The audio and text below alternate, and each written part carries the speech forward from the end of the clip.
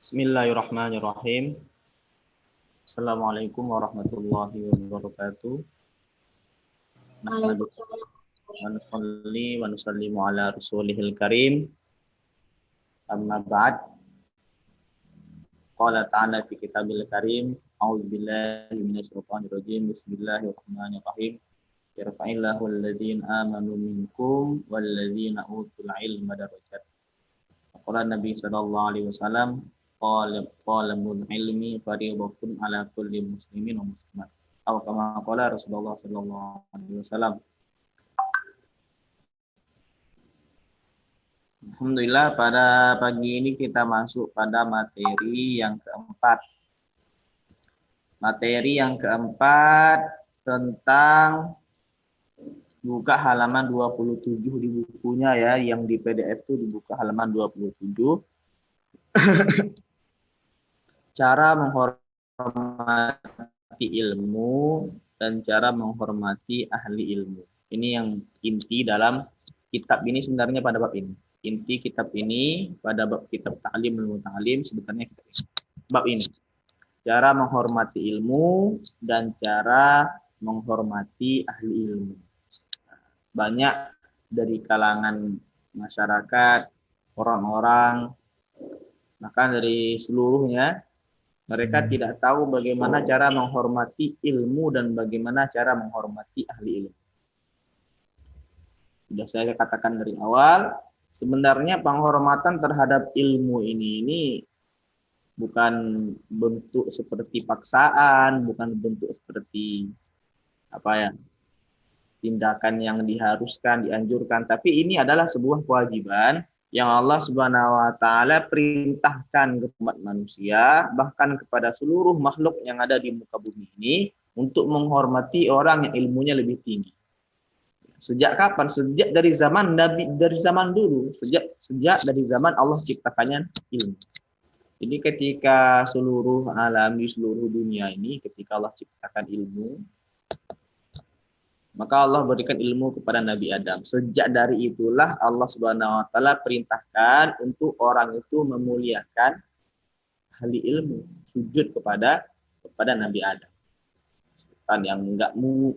Yang tidak memuliakan kepada hal ilmu atau kepada yang orang yang punya ilmu lebih tinggi daripada kita, maka Allah Subhanahu wa taala akan memberikan dampak musibah, bahkan azab, akan memberikan dia perkara-perkara yang tidak bisa kita inginkan.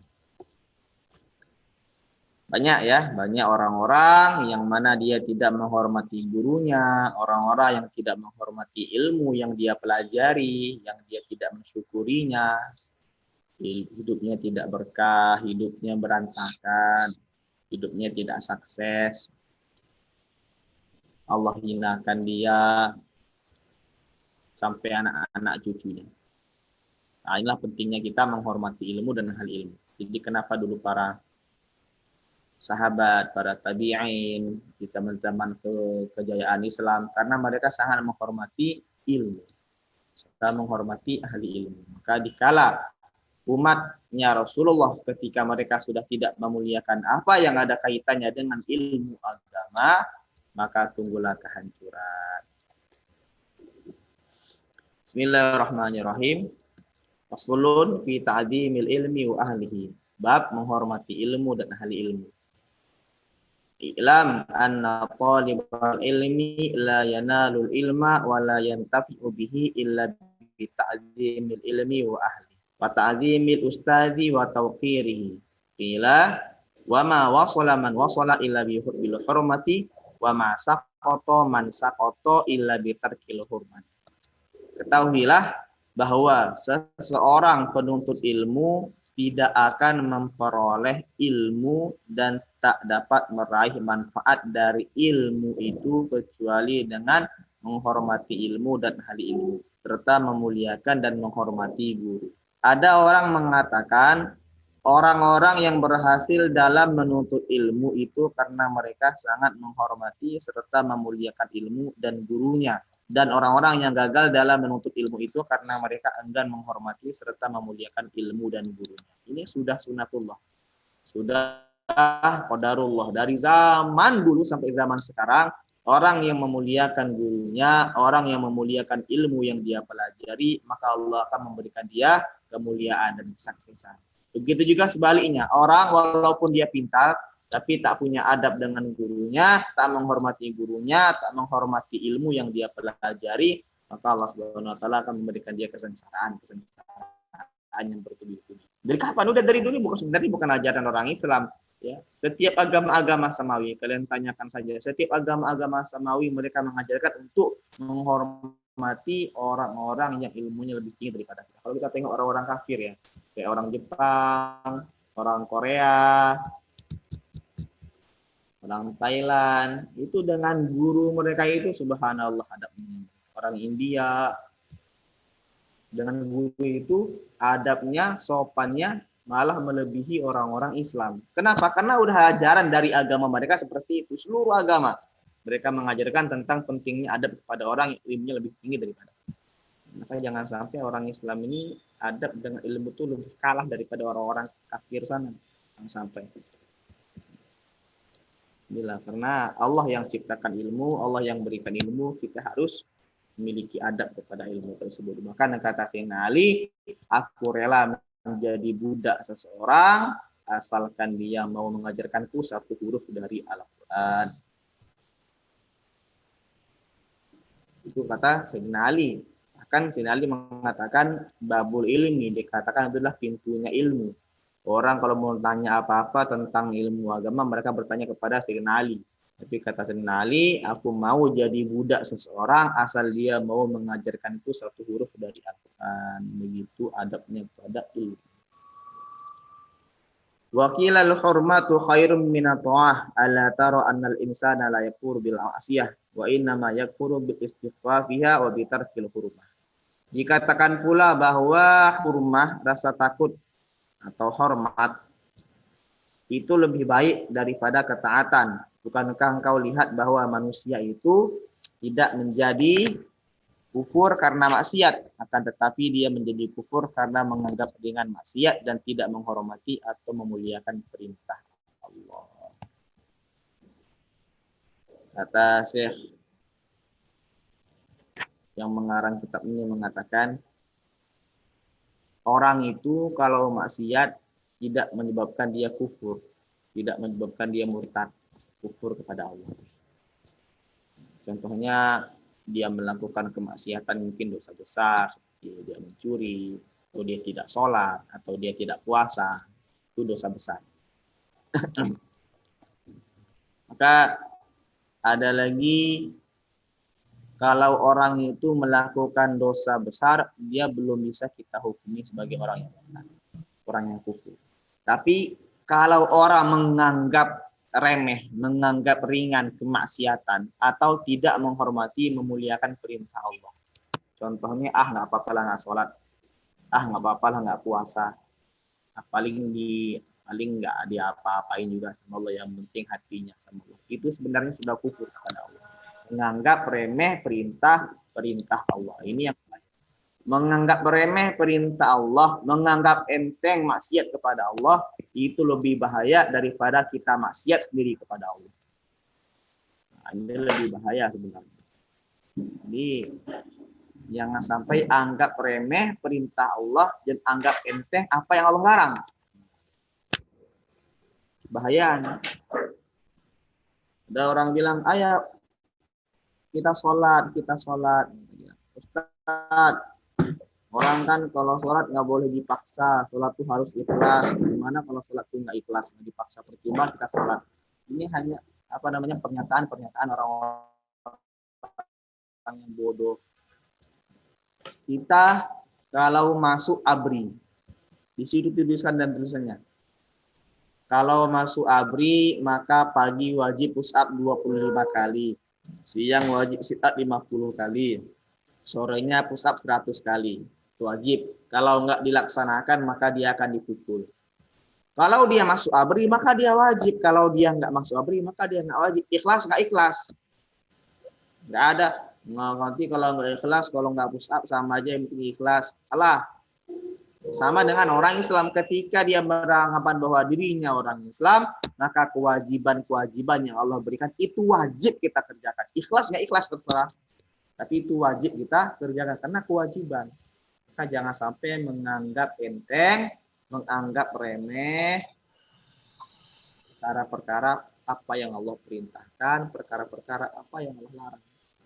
Anda apa-apa loh, kita nggak puasa sekali sehari aja, ya Allah tuh maha pemaaf. Itu bahaya itu. Lebih bahaya orang menganggap enteng larangan Allah daripada dia mengerjakan wasiat kepada Allah. Itu lebih bahaya.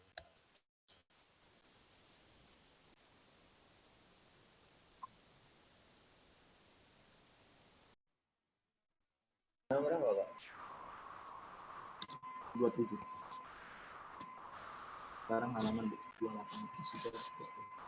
Nah, maka jangan sampai kita itu menganggap enteng apa yang Allah larang. Nggak apa-apalah kita nyuri kan cuma 500 rupiah ikhlasnya itu. Nah, itu bahaya, itu lebih bahaya itu daripada dia nyuri satu apa namanya, satu emas. Lebih bahaya daripada nyuri satu mobil, daripada kalau menganggap enteng menyuri sedikit saja.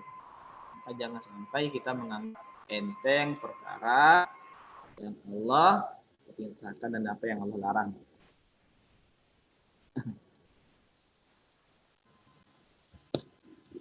Wa min ta'zimil ilmi ta'zimul ustadi. Qala Ali radhiyallahu anhu ana abdu man 'allamani harfan dan insya'a aba'a wa insya'a istara. Salah satu bentuk penghormatan terhadap ilmu adalah menghormati guru. Salah satu penghormatan terhadap ilmu adalah menghormati guru.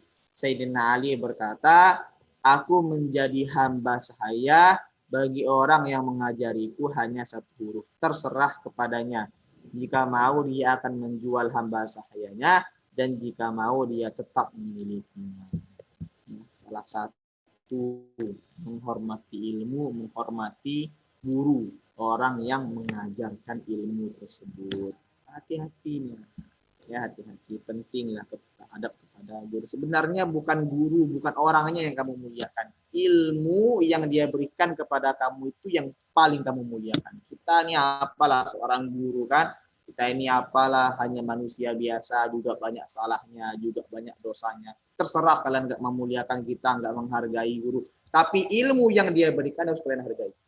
Ilmu yang ada di dalam dirinya yang menghargai, ilmu yang dialirkannya yang dia. Maka antara ilmu dan manusia itu antara ada air centong, gelas dan air. Maka seorang guru itu kalau dia ikhlas memberikan ilmu kepada dirinya, Allah Subhanahu wa taala ilmunya itu bersih. Jadi kalau dia itu gurunya tunggu ikhlas, tengok muridnya itu kurang ajar semua, nanti yang keluar tuh ilmu tuh ya sama ilmunya tapi menjadi kotoran buat dia. Menjadi perkara bencana buat dia. Waqad unsyitu fi dzalik ra'aitu haqal haqqi haqqal muallim wa aujabahu hifdzun ala kulli muslimin. Laqad haqqa ayyuda ilahi karamatan li ta'limi harfin wahidin alfu dirhami. Fa inna man 'allamaka harfan wahidan mimma tahtaju ilaihi fid dini fa huwa abuka fid din. Ada sebuah syair yang pernah dibacakan kepadaku dalam masalah ini. Tidak ada hak yang lebih besar kecuali haknya seorang guru. Hak tersebut harus dijaga oleh setiap muslim. Sungguh pantas kiranya jika seorang guru mengajar walau hanya satu huruf diberi hadiah 1000 dirham sebagai tanda hormat kepadanya. Begitu mulianya, begitu mahalnya ilmu yang diberikan seorang guru kepada muridnya. Satu huruf kalau mau kita hargakan kata dia itu sebagai 1000 dirham. Satu huruf 1000 dirham. Yang pantas sebenarnya seperti itu. Tapi untuk lebih memuliakan karena saking memuliakannya seorang guru, maka kita harus memuliakan semua yang ada hubungannya dengan guru tersebut. Orang yang mengajari satu huruf yang kau butuhkan dalam urusan agama, maka dia ibarat ayahmu dalam hal ya. Orang yang mengajarimu satu huruf yang engkau butuhkan dalam urusan agama, maka dia ibarat ayahmu dalam hal agama. Apalagi kalau dia itu guru Iqra ya. Yang sembarangan guru Iqra itu bukan sepele, begitu besar pahala yang dia ajarkan.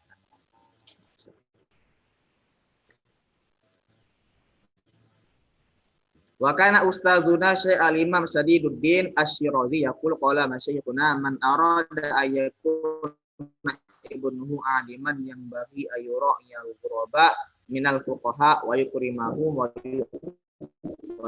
yut'imahum wa yu'tiyahum syai'an wa illam yakun ibnuhu alim. Guru kami Asy-Syaikh Al-Imam Sadiduddin Asy-Syirazi berkata, guru-guru kami berkata, barang siapa yang ingin putranya menjadi seorang yang alim, hendaknya dia memperhatikan, memuliakan, memberi makan dan memberikan suatu pemberian kepada para ulama yang sedang dalam pengembaraan ilmu. Jika putranya tidak menjadi orang alim, barangkali kelak cucunya menjadi orang yang alim. Barang siapa yang ingin anaknya menjadi seorang yang alim ulama, hendaknya dia memperhatikan, memuliakan, memberi makan dan memberi suatu pemberian kepada para ulama. Kalau kita mau jadi anak kita seorang hafiz Quran, maka kita harus muliakan orang hafiz Quran. Kalau kita mau anak kita menjadi alim ulama, kita harus muliakan anak kita harus memuliakan orang alim ulama tersebut. Penting itu, wajib itu.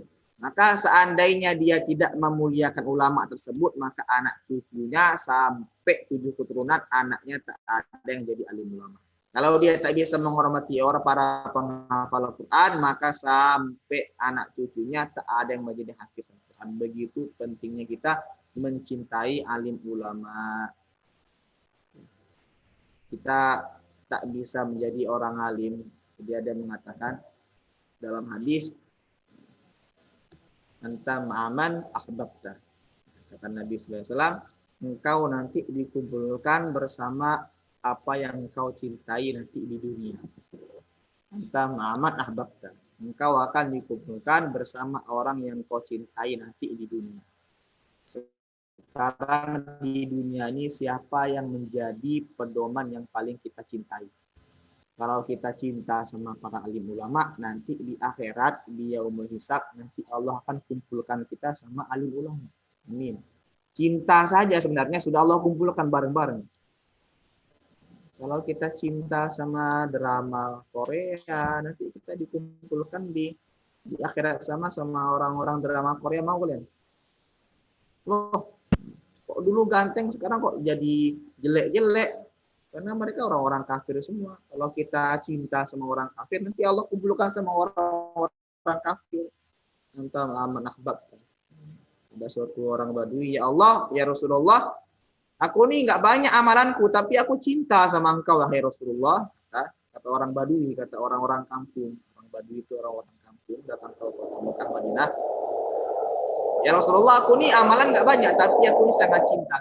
Kata Nabi, anta ma'aman ahbabta, nanti kamu di akhirat engkau bersama orang yang paling kau cintai. Maka cinta pertama kita adalah Rasulullah, cinta kedua kita adalah kedua orang tua, kemudian adalah kepada alim, ulama dan guru-guru kita. Tidak hanya walaupun kita nggak alim, kita nggak hafiz, tidaknya kita cinta sama mereka, berharap nanti di hari kiamat Allah kumpulkan bersama orang-orang hafiz Quran, sama alim ulama. Wa man tawqiril muallim alla yamshiya amamahu wa la yajlisa makanahu wa la yabtadi'a bil kalami indahu illa bi idzni wa la yukthirul kalama indahu wa la yas'ala syai'an inda malalati wa yura'il waqta wa la yaduqqal baba bal yasbir hatta yakhrujal ustaz. Salah satu bentuk penghormatan terhadap guru adalah tidak berjalan di depannya. Ya, ini ada adabnya ya. Salah satu penghormatan terhadap guru tidak berjalan di depannya. Kan kalau tengok itu orang-orang Jepang, orang-orang orang-orang kafir aja itu kalau ada guru lewat mana berani dia depan jalannya. Kalau zaman sekarang ini masya Allah, guru ngajar loncat lewat meja dia tuh loncat lari. Masya Allah. Memang orang Indonesia ini adabnya sudah entah kemana. Jalan di depan orang guru saja itu sebagai adab sebenarnya. Tidak menempati tempat duduknya. Kalau tempat duduk guru jangan kita duduki. Tidak mendahului pembicaraannya dan di sisinya kecuali dengan izin. Lagi ngajar tiba-tiba nyerocos, Pak, izin Pak, Pak, ini Pak. Lagi ngajar diam dulu. Kalau lagi ngajar, kalau bicara angkat tangan, izin dulu. Tidak banyak bicara di hadapannya, jangan banyak cakap, cerita depan guru. Tidak bertanya sesuatu saat dia sedang gelisah dan jenuh. Kalau ada guru sedang gelisah, sedang jenuh, jangan tanya. Perhatikan waktu yang tepat dan tidak mengetuk pintu agar segera keluar, tetapi hendaknya menunggu sampai sang guru keluar. Kalau kita mau bertamu di rumah guru, kalau bisa di waktu yang tepat, kapan itu waktunya guru itu ada di rumah dan kapan dia keluar rumah. Kalau bisa jangan diketuk pintunya, takut mengganggu. Di sini jelaskan saking begitu adabnya kepada seorang guru. Kalau bisa sampai gurunya keluar. Pentingnya jangan berjalan di hadapannya, jangan mendahului pembicaraannya tanpa izinnya. Falhasil annahu yatlubu ridahu wa yajtanibu suqtahu wa yamtathilu amrahu fi ghairi ma'siyatillah. Fa innahu la ta'ata li makhluqi fi ma'siyatil khaliq kama qala Nabi sallallahu alaihi wasallam. Inna syarron nas ma yudhibu dinahu lidunya ghairihi bima'siyatil khaliq. Faman min tawqirihi tawqiru auladihi wa man ta'allaqu bihi. Seorang penuntut ilmu, hasilnya ringkasnya, seorang penuntut ilmu hendaknya mencari keridhaan gurunya. Ridhonya guru, ridhonya Allah. Kalau gurunya soleh ya. Kalau gurunya guru nggak soleh, ngapain cari ridhonya? Menjauhi kemurkaannya, jangan sampai guru itu marah, kemurkaannya, serta menjalankan perintahnya selama bukan dalam kemaksiatan kepada Allah. Kita taati apa yang diperintahkan guru selagi itu bukan maksiat kepada Allah. Kalau diajak maksiat bukan guru namanya itu. Sebab tidak ada ketaatan terhadap makhluk dalam hal bermaksiat kepada Sang Khalik, karena kita itu enggak berhak taat kepada makhluk yang mengajak kita ke maksiat. Sebagaimana sabda Nabi Shallallahu Alaihi Wasallam, sesungguhnya seburuk-buruk manusia adalah orang yang menghancurkan agamanya demi dunia orang lain dan bermaksiat kepada Sang Khalik. Alhamdulillah ya. Seburuk-buruk manusia adalah orang yang menghancurkan agamanya demi dunia orang lain dengan bermaksiat kepada Allah, tapi menjual agama untuk dunianya. Bukan untuk dunianya, malah untuk dunianya orang lain. Contohnya seperti apa? Banyak ulama-ulama zaman sekarang ya. Kalau dulu bilangnya selamat Natal itu bilangnya haram. Haram. Pas sudah masuk jadi apa dia kan? Bilangnya boleh. Ada duit boleh. Ustadz, bagaimana hukumnya minum khamar? Contohnya ini. Haram, khamar itu haram.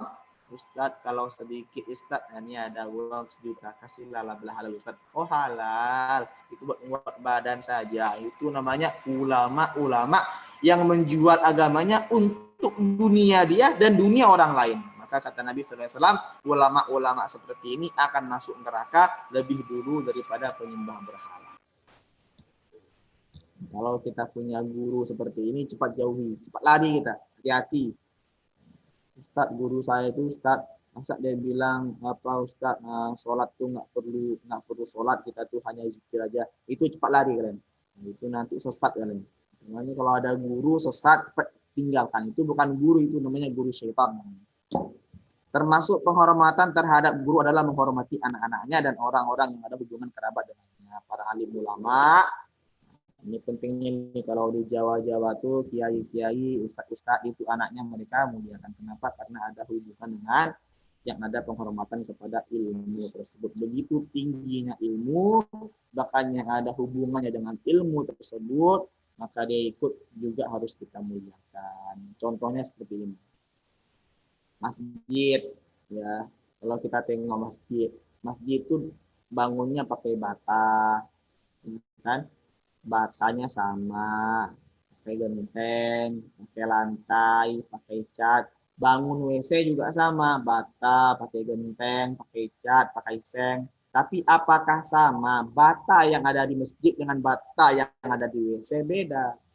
Kenapa? Karena ada hubungannya dengan agama. Begitu juga dengan ilmu. Ilmu yang ada hubungannya dengan agama itu jauh lebih tinggi kemuliaannya daripada ilmu yang ada hubungannya dengan dunia kita.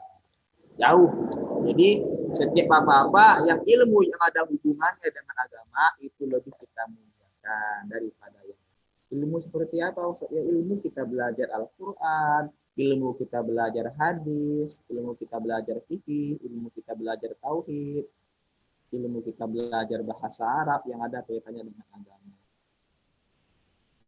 Maka kalian tuh lebih harus memuliakan, lebih harus mementingkan orang yang mana memikirkan dunia kalian, memikirkan akhirat kalian. Ini sebenarnya harus lebih kita muliakan orang guru yang mementingkan dunia kalian, mementingkan akhirat kalian. Kalau ada guru yang hanya mementingkan dunia kalian saja, itu sebenarnya bagus juga kita muliakan, bagus juga, tapi kurang.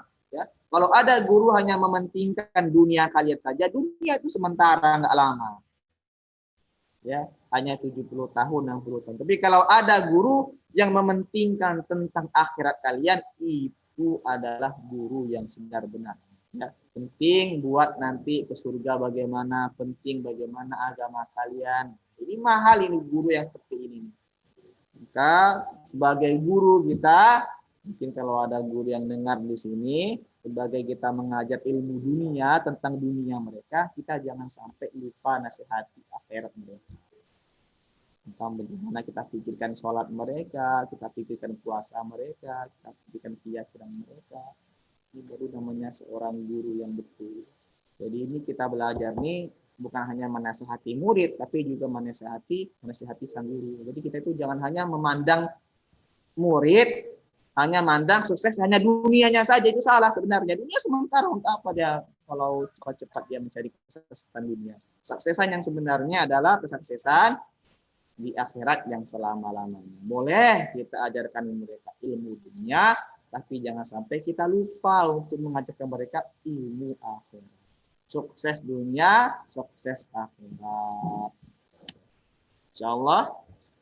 Alhamdulillah, hari ini sampai di sini saja dulu babnya. Kita akan lanjutkan lagi. Pada bab ini pentingnya kita adab kepada seorang guru dan seorang ahli ilmu. Yang mau ditanyakan? Tidak ada? Tidak, Pak. Baik, cukup. Alhamdulillah pada kesempatan kali ini cuma kita sampai di sini saja. Nanti kita akan sambung lagi besok. Wabillahi taufiq wal hidayah. Subhanallah wa bihamdihi. Subhanallah wa bihamdihi. Assalamualaikum warahmatullahi wabarakatuh.